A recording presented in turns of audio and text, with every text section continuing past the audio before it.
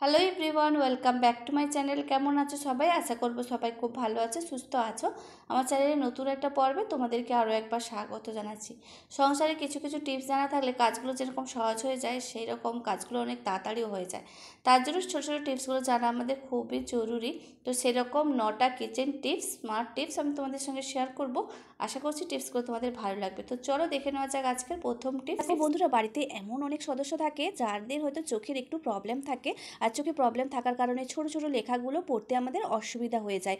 বিশেষ করে এমন কিছু দরকারি কাগজপত্র থাকে যেগুলো হয়তো আমাদের পড়াটা প্রয়োজন, কিন্তু আমরা চোখে দেখতে পাই না। তো সেই কারণে পড়তে একটু অসুবিধা হয়ে যায় বা অন্যের ওপরে আমাদেরকে ডিপেন্ড করতে হয়। তো তার জন্য সহজ একটা টিপস আমি তোমাদের সঙ্গে শেয়ার করব, যে কোনো যত ছোট লেখা হোক না কেন তোমরা খুব সহজে পড়ে নিতে পারবে। তো বন্ধুরা, তার জন্য প্রয়োজন হবে একটা হচ্ছে ফোন তো আমাদের প্রত্যেকের কাছে আছে, সবাই আমরা ফোন ব্যবহার করে থাকি। তো এই ফোনটার সাহায্যে আমি একটা ছবি তুলে নেব। ঠিক যেখানে লেখাটা ছোট মনে হচ্ছে, বুঝতে পারছি না, পড়তে পারছি না, তো সেখানের একটা ছবি এইভাবে ফোনের সাহায্যে তুলে নিলাম। তো এরপরে এই ছবিটাকে জুম করে দেখলে লেখাগুলো তোমরা দেখতে পাচ্ছ কতটা বড় হয়ে যাচ্ছে। তোমরা ঠিক তোমাদের প্রয়োজন মতো এইভাবে করে তোমরা দেখে যে কোনো যত ছোট লেখা হোক না কেন খুব সহজে এইভাবে তোমরা পড়ে নিতে পারবে। কারোর ওপরে ডিপেন্ড করতে হবে না, বা ছোটো ছোটো লেখাগুলো পড়তে আর আমাদের কোনো অসুবিধা হবে না। খুব সহজে আমরা এইভাবে করে একটু বড় সাইজের করে নিয়ে আমরা কিন্তু লেখাগুলো পড়ে নিতে পারবো। চলে যাচ্ছি বন্ধুরা হচ্ছে পরবর্তী টিপসে। আশা করছি ছোট্ট টিপসটা তোমাদের অনেক কাজে লাগবে। তো বন্ধুরা, চলে এলাম হচ্ছে আজকে পরবর্তী টিপসে। আর পরবর্তী টিপসটা হলো ফুলকপি নিয়ে। আর এই শীতের সময় ফুলকপির সবজি তো সবাই আমরা রান্না করে থাকি। রান্না করার আগে ফুলকপিগুলোকে কেটে নেওয়ার পরে তো একটু হালকা উষ্ণ গরম জল করে, গরম জলের মধ্যে যদি 5 মিনিট আমরা এইভাবে করে ডুবিয়ে একটু নেড়ে ছেড়ে নিতে পারি, তাহলে এর ভেতরে যদি ছোটো ছোটো কোনো পোকামাকড় থাকে সেগুলো খুব সুন্দরভাবে সহজে বেরিয়ে আসবে। অনেক সময় কি হয়, আমরা বেছে নেওয়ার পরেও ভেতরে ছোটো ছোটো পোকাগুলো থেকে যায়, সেগুলো আমাদের নজরে আসে না। তো এরকম যদি ছোটো ছোটো পোকা থাকে সেগুলো কিন্তু খুব সহজে বেরিয়েও যাবে, একদম খুব ভালোভাবে পরিষ্কার হয়ে যাবে। তো ফুলকপি রান্না করার আগে ছোট্ট এই টিপসটা তোমরা অবশ্যই একবার অ্যাপ্লাই করে দেখতে পারো। আশা করছি তোমাদের অনেক কাজে দেবে। চলে যাচ্ছি বন্ধুরা হচ্ছে পরবর্তী টিপসে। আর পরবর্তী টিপসটা হলো মোজা নিয়ে। শীত পড়ে গেছে, বাচ্চা বয়স্ক আমরা সবাই কিন্তু মোজা ব্যবহার করে থাকি। এই যে মোজাগুলো একজোড়া আমরা ব্যবহার করে থাকি, কিন্তু অনেক সময় কি হয় দেখা যায় জামা কাপড়ের মাঝে এই ছোটো ছোটো মোজাগুলোকে খুঁজে পাওয়া যায় না, বা একটা পাওয়া গেলে তো আরেকটা পাওয়া যায় না, একটা এদিক ওদিক হারিয়ে যায়। তো তার জন্য সহজ একটা টিপস আমি তোমাদের সঙ্গে শেয়ার করব। তোমরা মোজাগুলোকে যদি এইভাবে করে গুছিয়ে অর্গানাইজার করে রাখতে পারো, তাহলে কোনোদিনও মোজা খুঁজতে কোনো অসুবিধা হবে না। তো দুটো মোজাকে উপর উপর রেখে দেবে, রেখে দেওয়ার পরে উপরে ঠিক মোজাটাকে উপর দিক থেকে একটু ফোল্ড করে নেবে, নিয়ে নিচ থেকে ভাঁজ করে নিয়ে মুটিয়ে যেভাবে তোমরা ভিডিওতে দেখলে ঠিক ওইভাবে যদি তোমরা রাখতে পারো, তাহলে একটাও মোজা কোনোদিনও কিন্তু এদিক ওদিক হারিয়ে যাওয়ার ভয় থাকবে না। তো তোমাদেরকে আরেকবার দেখিয়ে দিলাম। তো ঠিক কীরকমভাবে আমি কাজটা করছি দেখে নিশ্চয়ই তোমরা বুঝতে পেরেছো। এইভাবে করে মোজাগুলোকে গুছিয়ে রাখবে, দেখবে মোজাগুলো এদিক ওদিক হবেও না আর হারিয়েও যাবে না। দুটো মোজা সবসময় এক জায়গাতেই থাকবে। একটা মোজা এইভাবে করে যদি আমরা খুঁজে পেয়ে যাই, তাহলে কিন্তু দুটো মোজা একসঙ্গে পেয়ে যাবে। আর একটু জায়গায় অনেকগুলো মোজা কিন্তু এইভাবে করে গুছিয়েও কিন্তু আমরা রাখতে পারবো। তো আশা করি এই শীতের সময় ছোট্ট এই টিপসটা তোমাদের অনেক কাজে লাগবে। চলে যাচ্ছি বন্ধুরা হচ্ছে পরবর্তী টিপসে। তো আমরা অনেক সময় কি হয়, আমাদের দায় বিপদের জন্য বিভিন্ন ধরনের ওষুধপত্র কিনে আমরা বাড়িতে রেখে দিই, কিন্তু সেই ওষুধগুলো পরবর্তীকালে খাওয়ার সময় অবশ্যই আমাদের ডেটটা চেক করে নেওয়াটাই উচিত। ডেট না চেক করে খাওয়াটা কিন্তু কোনোভাবেই উচিত নয়। তো তার জন্য সহজ একটা টিপস আমি তোমাদের সঙ্গে শেয়ার করছি। এই যে দেখো, ডেটগুলো লেখা থাকে, আর এই ডেটগুলো অনেক সময় কি হয়, অনেক দিন হয়ে যাওয়ার কারণে এই ডেটগুলো মুছে যায়, বা ঠিকঠাকভাবে আমরা বুঝতে পারি না। তো ডেটগুলো দেখতে আমাদের অসুবিধা হয়ে যায়, আর যাতে হয়তো খেয়ে নিলে কিন্তু আমাদের বিপদ। তো তার জন্য সহজ একটা টিপস আমি তোমাদের সঙ্গে শেয়ার করছি, তোমরা কিভাবে এই ডেটগুলোকে সুরক্ষিত রাখতে পারবে, কোনোভাবে এই ডেটগুলো মুছেও যাবে না। তো তার জন্য নিয়ে নিতে হবে এরকম স্যালো টেপ। তো অবশ্যই তোমরা ট্রান্সপারেন্ট এই যে স্যালো টেপগুলো, এগুলোই তোমরা ব্যবহার করবে, কোনোভাবে কালারিং যে স্যালো টেপগুলো সেগুলো তোমরা ব্যবহার করবে না।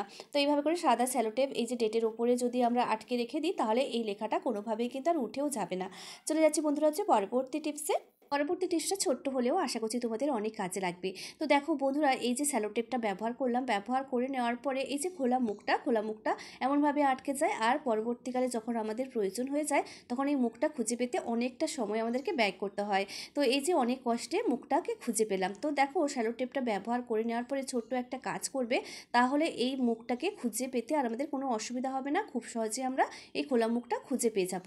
তো দেখো, এইভাবে করে যে পাশে ঠিক চিট রয়েছে, মানে টেপের শ্যালো টেপটা ঠিক যে পাশে চিট রয়েছে তো সেই পাশে করে এইভাবে করে একটু মুখটাকে মুড়ে রেখে দেবে।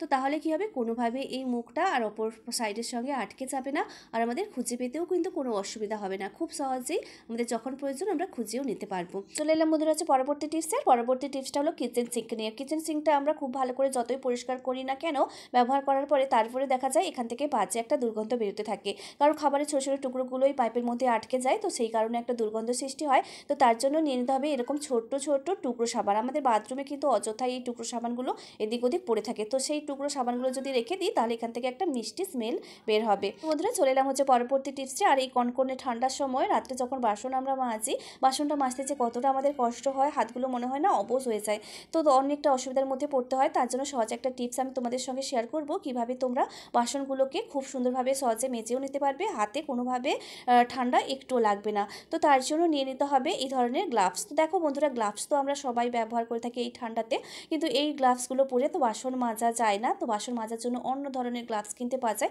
সবার পক্ষে কেনাটা কিন্তু সম্ভব হয়ে ওঠে না।